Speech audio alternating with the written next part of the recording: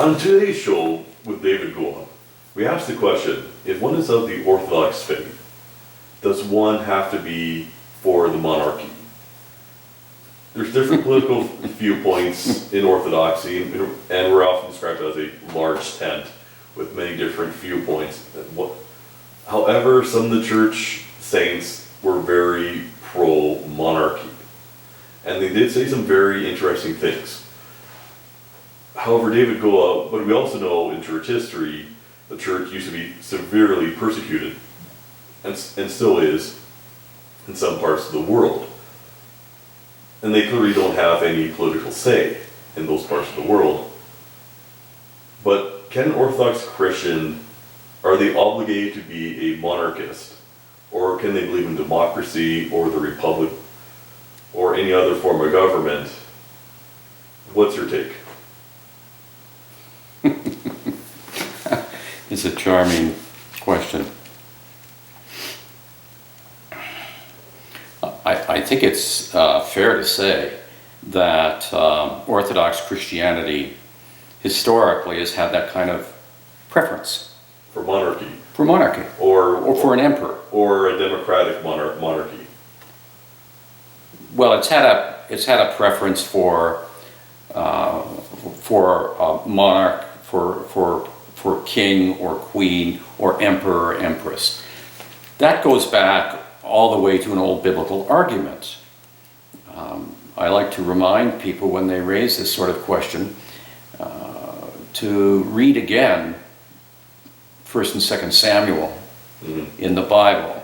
Look at the situation in ancient Israel. In ancient Israel, you had judges. So they didn't have a monarch. They had, judges were more like tribal elders. And so it wasn't as hierarchical a social structure as is implied in a monarchy.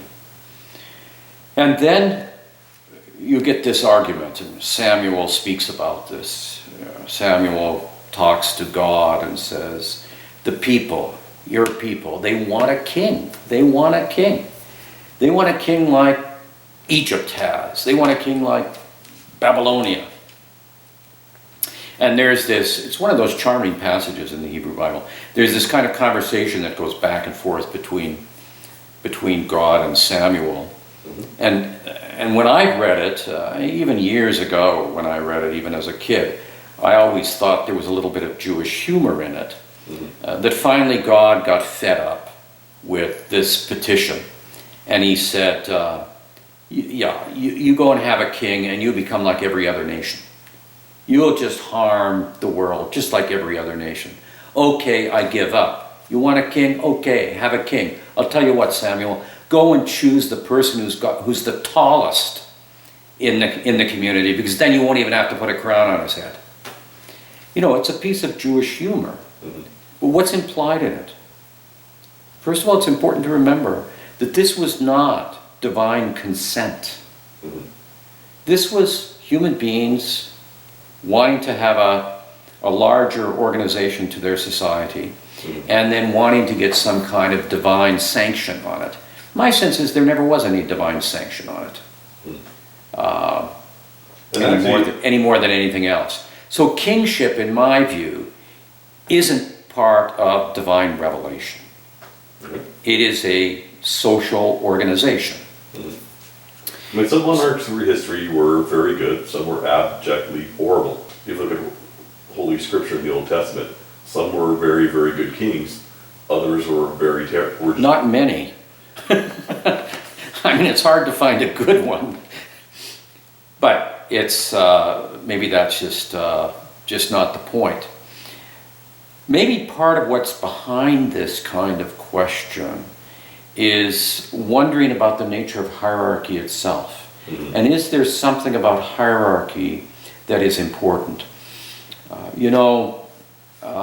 Vladimir, very early in the Orthodox Church, in fact, back at the Council of Nicaea, we see develop a doctrine. It's called the Symphonia. This is the idea that the emperor and the patriarch are dance partners. Okay. It's the idea that they need to sing together or play in the symphony together. That these are two spheres of power within the community, and it's important for them to have a serious working relationship with each other. Working but separate. Well, that's of course a question of the historical record. The doctrine is pretty simple about the value of an intimate relationship between the patriarch and the emperor. There's some excellent scholarship on this very recently by a very fine Russian historian who has been examining it historically as well as in the contemporary world. And he makes a very interesting argument. He says that because of the doctrine of the Symphonia, the hierarchy of the Orthodox Church has always looked to political authority as its dance partner, that's where you want to strike your relationship. And he goes on to say, they have ignored the society. Okay. They've ignored the society. So instead of siding with the society around issues, they side with the imperial power.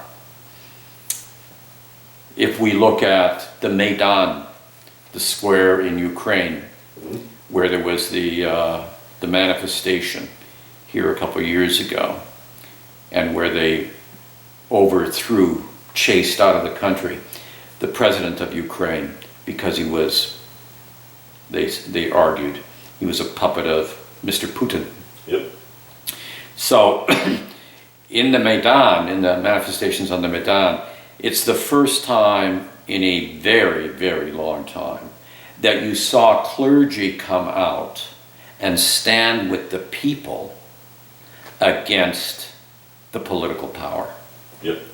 So that's the point of this thesis that Kirill Huvaron has, the historian, has written about, that within Orthodox thinking itself, this notion of the Symphonia has inclined the church all too often to go to bed with the state over against the people. Now, the church, of course, isn't the patriarch. The patriarch is a symbol of the unity of the church, but the church is the people of God. So even though that's the case politically, the church is much more than that kind of alliance of power. So my own sense is that there's no real way, in my view. So I know there are lots of people that have tried to make arguments that monarchy is somehow the divinely approved way of seeing it. But that's just the old human appetite to want to enlist God on behalf of political power. My sense is that the central Christian insight is that that kind of power is not the playground of the divine. The divine is at work most intimately in the places where, as Jesus Christ says in the Beatitudes, people are poor in spirit, not where they're inflated with their own sense of things. But personally, I like the monarchy. And I like it because it means that you don't have to fuss about who's going to be on top. Yeah. I think there are real benefits to not having to debate who's going to be on top in the political order. And also within our system, where we have a democracy, there are certain things that a monarch is able to speak to, particularly in times of crisis, that it's very valuable to have somebody who can do that. And I think that's harder to come by when you're looking at democracies or when people are only speaking out of party perspectives or what have you. It's very good to have somebody in a ritual position that is above, that transcends party, politics, ideologies. And let me make a quick historical example. The Saint John Chrysostom really stood up against the emperor for what the emperor was doing at that particular time in history. So I mean, there's a lot of accounts where the saints stood up to the political powers of their time. Oh, we have lots of that in Christian history, but we also have a lot of the opposite. We have a lot of people in positions of religious leadership who spend an enormous amount of effort and the goodwill of the community and the church making nice with politicians and justifying bad behavior. So, but both are there. And Chrysostom certainly read the riot act to the emperor and the empress on more than one occasion. Yeah. But he also, he didn't call for the destruction of imperial power. He simply wanted to see that exercised for the life of the world in a more sensible way. So my sense is that the church, the Orthodox Church, is capable of flourishing under virtually any kind of political regime. Some it may flourish better under than others, but the dangers are always the same, no matter what kind of government one has. The dangers are always that kind of government no longer really functions to help our common life thrive and to see that the least of these, my little ones, are not crushed. Very well said. But I got a few more arguments.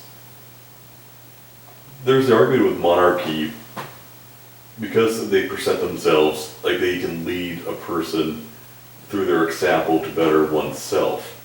Now, democracy, we know very well, the bickering and infighting is so great, it does not necessarily lead for a good example.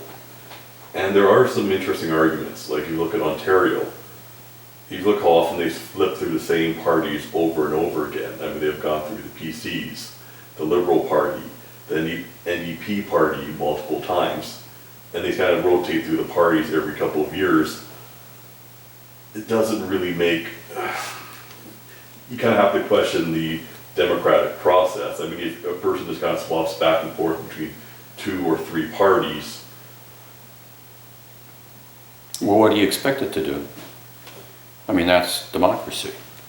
Yeah. Democracy is accepting the fact that nobody wins. Okay. That's the genius of democracy. You make some changes.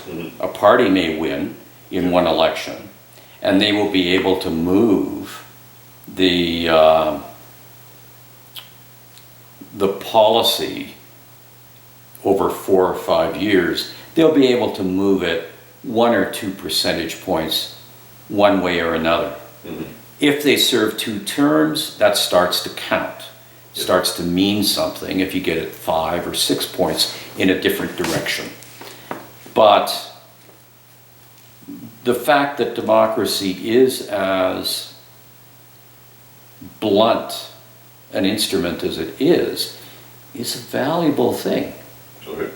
Because it leads to stabler societies. Okay.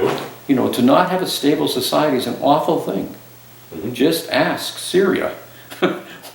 You know, so many places around the world. So democracies, you know, we often forget that one of the great gifts of democracy is its inefficiency. Okay. Good. There's more checks and balances in democracy. That's right, yeah. Okay. And it means that nobody's going to run off with the picnic basket. Despotism is usually horrible. Yes. And if it lasts for very long, when it finally comes to an end, It's a catastrophe. everything falls apart. And it Yeah. becomes awfully painful for an awful lot of people. Well, the philosopher Aristotle talks about that. I mean, dictatorships, how short their life expectancies really are compared to all other government systems. I've often thought that it was odd when we look at dictators, say the various dictators that have existed in the Near East over the last 50 years, that it's very odd that these people would get into power, largely being put there by the West.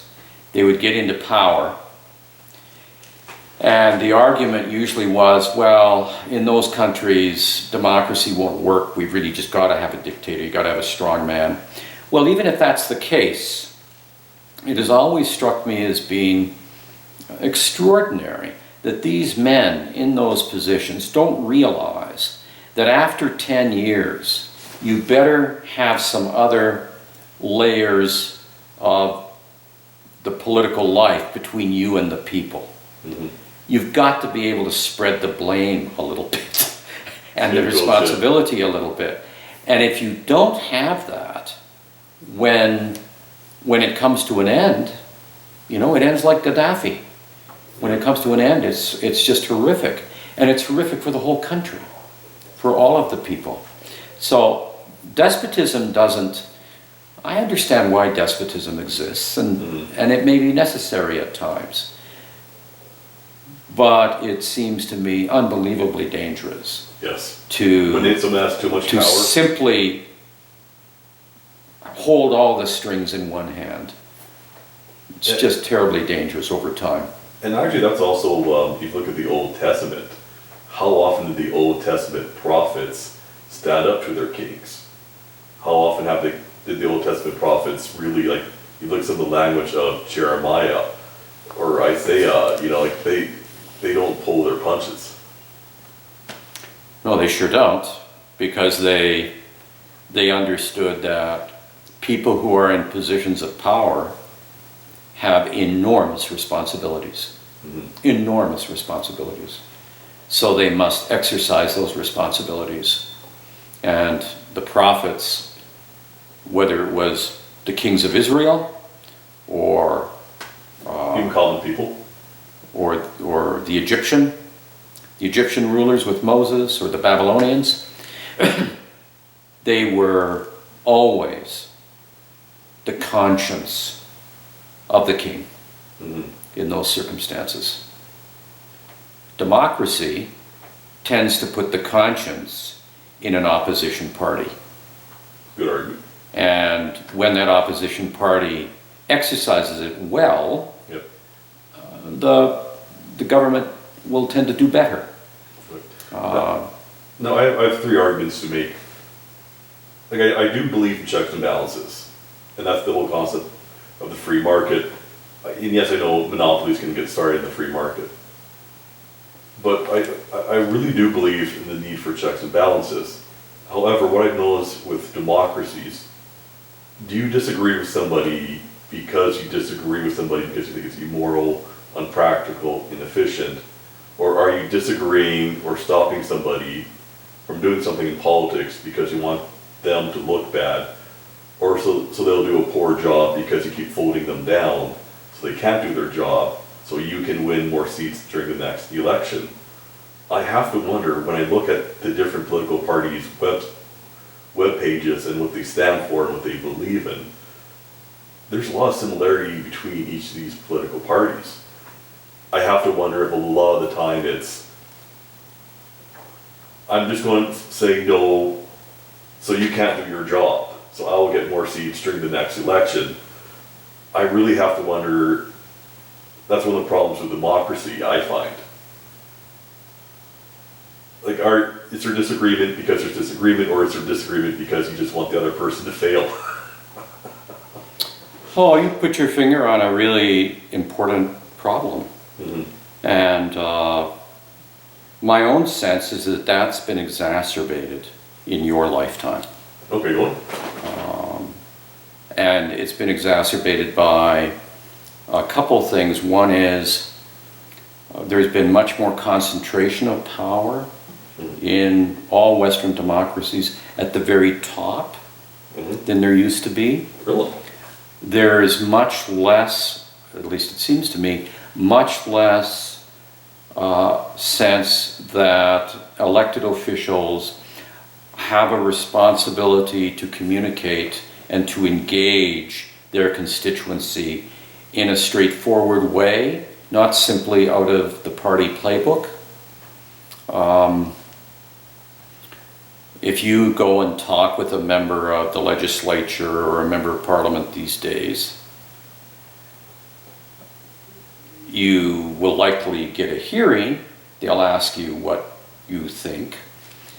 If you ask them what they think,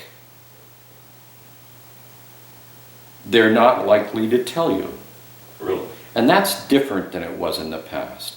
In the past, members of, I would say up to 40 years ago, elected officials would eagerly tell you what they thought about a particular issue and where the policy ought to go on that issue. They would then meet, they would do that face to face with the people that they're serving. I'm for this, I'm against that. Well, not just, yeah, but make the argument. Here's why I think it should be like this. And then, of course, they would meet as a caucus and hammer out their common policy. That common policy may differ dramatically from what the member told you. After they've met in caucus and hammered out the policy, if you're going to play ball on that team, then you have to accept that. You don't have to like it, but you have to accept it, and you can't undermine it, because that will also be destructive to the political process.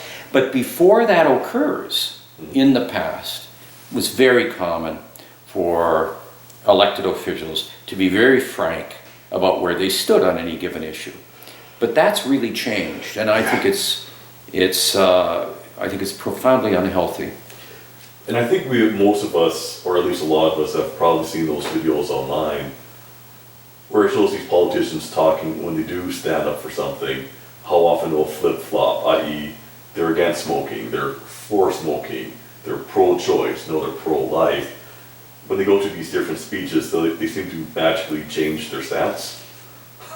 Well, we have to appreciate the fact that before you're elected, there's an awful lot you do not know.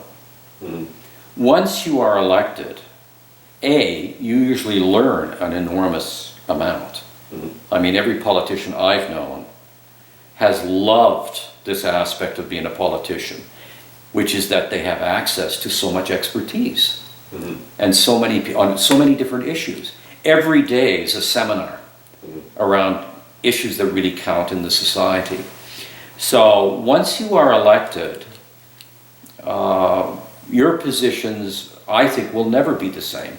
Okay. Because there's just so much information. You've learned a lot more, but also you have to confront the complexity. Yep.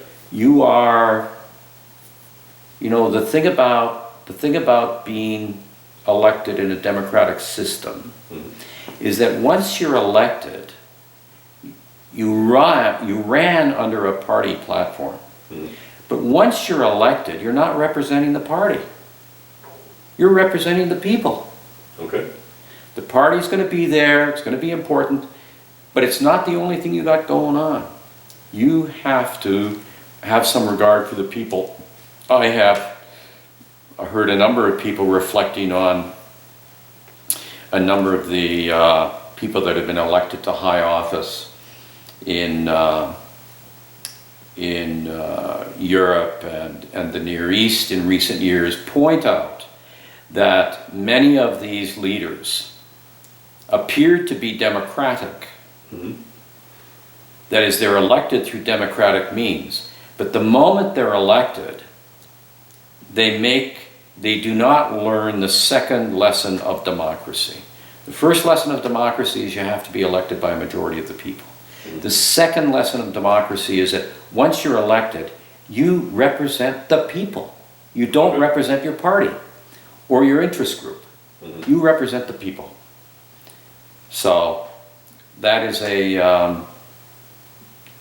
it's not easy for politicians as a result. So it's not surprising that we see them change their mind.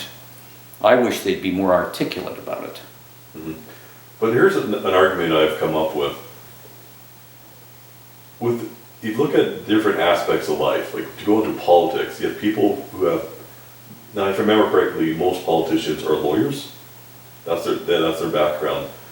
We don't really have. But that's very recent. Recent. You know, Oh, that that's not the way, that's a recent part of our democracies, particularly here in the United States.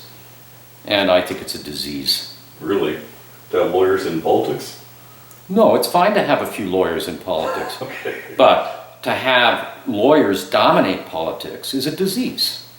So you believe in a more diverse, people come from a more diverse background? Like this person's a doctor? Law, first of all, law is an exceedingly narrow education. Okay. It's highly technical, Mhm. and I mean, they're all bright. There's no question about that. Yeah. But what legislatures need is people that think from a variety of places within the society. Okay. And you don't get that once, 90% of them are lawyers. You get a kind of club. I mean, okay, there's two arguments. There's that comedian, actually, there's that comedian from Monty Python made an argument. In the UK, the swapping from left-wing politics to right-wing to left-wing to right-wing, the very fact they're changing parties all the time, you don't have time to establish a real solid system because you keep on changing the political party. This party makes these changes, then we fold them out, then we get this new party, and they make their changes, then we fold them out. You could not run a business that way. It's like, let's say you want to open up a... You can't run a business that way, but politics and the legislature isn't a business. Okay, but let me finish my argument. Like, let's say you want to open up an Italian restaurant. You do it for 4 years, then someone says we're going to make it into a sushi restaurant. Then after another 4 years, we turn it into a steakhouse. I understand your Yeah. point. I understand your point. Yeah. And it is sometimes concerning. There's two things about it. One is what I said earlier. Yeah. The inefficiency of democracy is one of its finest, one of the finest things about democracy. Okay.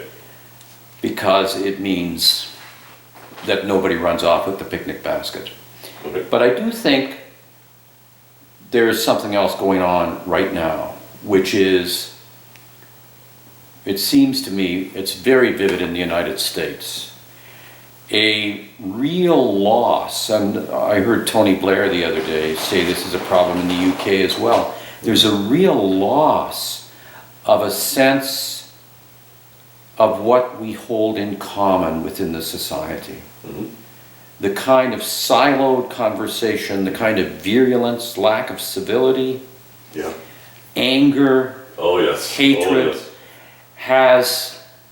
it appears, has really moved to a whole nother level. And so you end up with these large constituencies of people that no longer see themselves represented within the governing structures. This is very, very dangerous. And who's responsible for it? Both sides. Yeah, I agree. Both sides. Yeah, I've seen... Because both sides, the political discourse has become so virulent Mhm.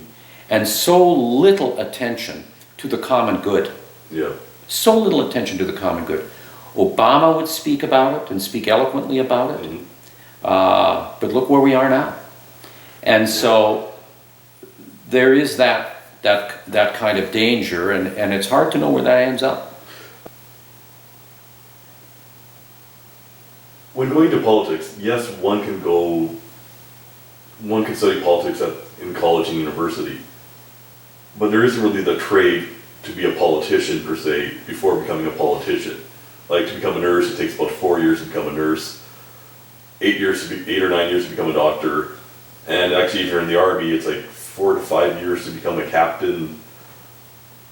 You know, so we have a training program, but we don't have a training Right. program to become a politician. Yeah, well, that's really interesting. That's because politics isn't a profession. Really? Okay. Well, I mean, you just pointed that out. Okay. It's not a profession. So then what is it? Okay. Yeah, I guess you're representing the people. Yeah, yeah. It's a quite unique part of our society. Yeah. So politicians usually have particular kinds of skills, Mhm. and we can identify those skills. But would one want it to be a profession? Okay. You know, my sense is absolutely not. Okay. You want it to be messy. You want it you want to have it open and available for anybody who's got the gumption to throw their hat in the ring and is willing to work hard enough to try and get into that position. And they should come from a great variety of places. And as society moves along, the interests and the needs shift a lot. Agreed. Shift a lot. And so having people who are attentive to those shifts and can speak related to them is really important. And I don't think, you know, it's in that sense it's very different even than